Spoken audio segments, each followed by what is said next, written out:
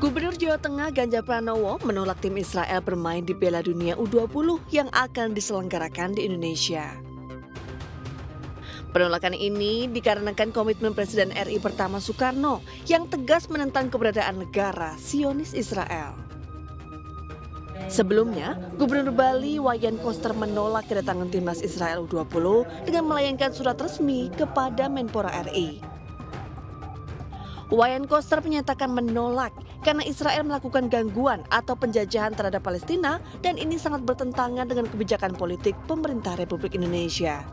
Ya, tentu itu salah satu, kalau pusat sudah menentukan kemudian dibantah dari daerah, tentu akan dinilai oleh masyarakat adanya ketidaksepakatan atau adanya ketidakdisiplinan dari bawah, tentu begitu. Ini prinsip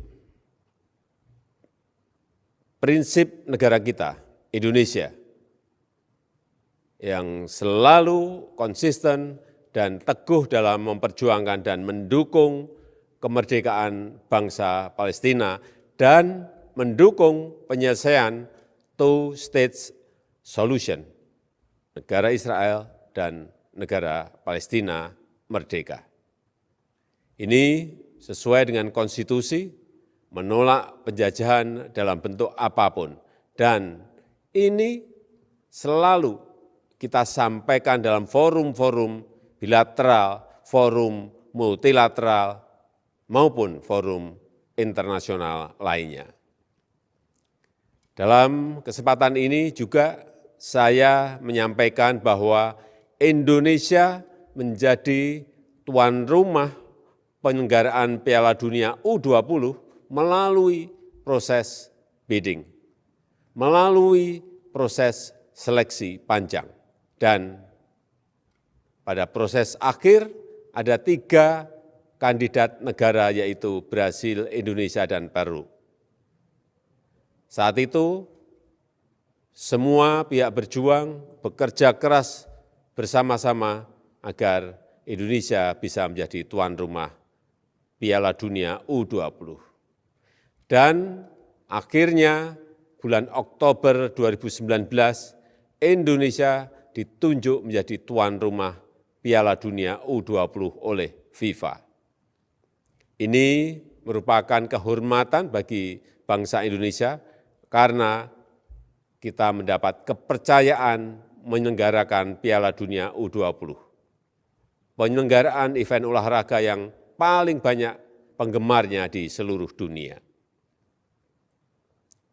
Saat ditunjuk menjadi tuan rumah, kita belum mengetahui siapa yang akan menjadi tim peserta karena masih dalam proses prakualifikasi.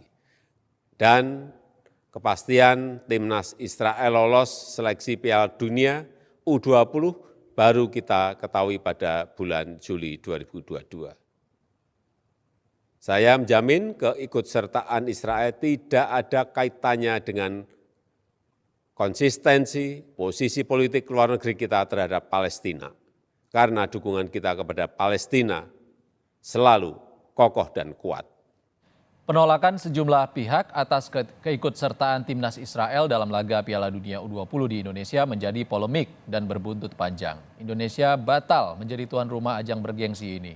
Siapa yang harus bertanggung jawab terhadap batalnya Piala Dunia di Indonesia? Kita akan kupas bersama Adian Napitupulu, anggota DPR RI dari fraksi PDI Perjuangan, dan Akmal Marhali, koordinator Save Our Soccer. Selamat sore Bang Adian, Mas Akmal.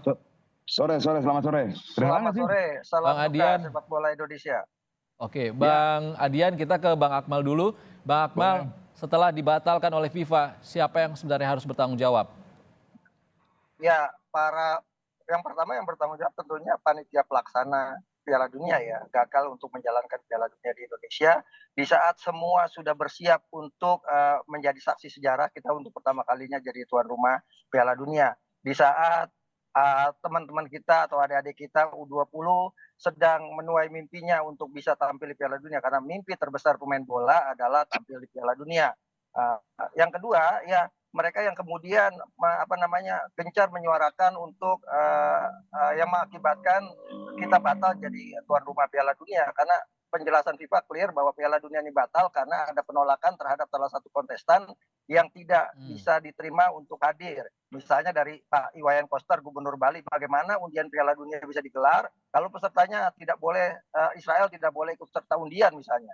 Masa peserta Piala Dunia 23 sementara Israel lolos Piala Dunia ini bukan karena masalah politik, mereka bukan karena kebijakan politik, tapi karena mereka lolos berdasarkan kualifikasi, bukan juga atas pilihan politik, keputusan politik dan sebagainya. Ini murni keputusan sepak bola di bawah FIFA, di mana mereka lolos berdasarkan kualifikasi yang dilakukan.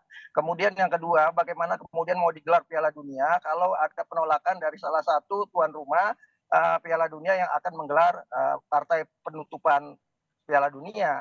Nah, ini kan yang menjadi problem dan itu clear semua tadi dijelaskan oleh Ketua Umum PSSI di Istana Negara bahwa penyebab utama batalnya kita jadi tuan rumah ya karena intervensi politik terlalu berlebihan. Kalau saya sih simple, kita sebagai penggemar bola kita tuh pengennya cuma nonton bola, pengen nonton bola. Para pemain cuma pengen main bola. Bang Jadi Akmal, kita untuk mempertegas lagi Bang Akmal, sorry, Kenapa? yang harus bertanggung jawab salah satunya adalah Ganjar Pranowo dan Wayan Koster sebagai tuan rumah di provinsi itu. Betul, betul. Artinya ya setidaknya menyampaikan permintaan maaf lah. Kalau kemudian cuma sekedar merasa kecewa, masyarakat kekecewaan itu sudah cukup milik masyarakat. Kecewa itu sudah cukup milik masyarakat. Pejabat harusnya bisa menyampaikan hal yang lebih gentleman dan lebih bertanggung jawab, menyampaikan permohonan maaf atas keputusan politiknya kemudian membuat kita gagal jadi tuan rumah Piala Dunia. Oke, Bang Akmal, kita ke Bang Adian. Bang Adian, harusnya Pak Ganjar dan Pak Koster minta maaf, Bang. Bagaimana tanggapannya? Minta maaf untuk apa ya? Untuk batalnya Piala Dunia, Bang. Loh, yang membatalkan FIFA.